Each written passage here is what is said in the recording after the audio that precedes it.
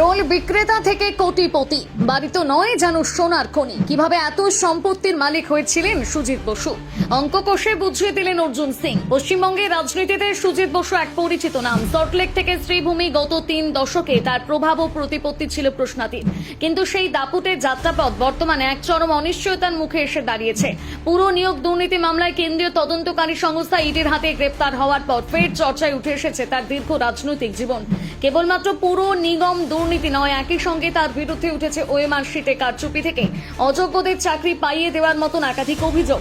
আর এবার এই বিষয় নিয়ে মুখ খুললেন অর্জুন সিং। বিজেপির জয়ী প্রার্থীর দাবি শুধু সুজিতই নয়, এরপর আরো বড় বড় চোর ধরা পড়বে। অর্জুন সিং এর দাবি সুজিত বসুর রোলের দোকান ছিল, তারপর সেখান থেকে কোটি কোটি টাকার মালিক। এখানে স্পষ্ট হয়ে যাচ্ছে। তারপরই ব্যাখ্যা দিয়ে বলেন যে লোকটা একটা শুধু রোলের দোকান করতো, আজ সে হাজার হাজার কোটি টাকার মালিক।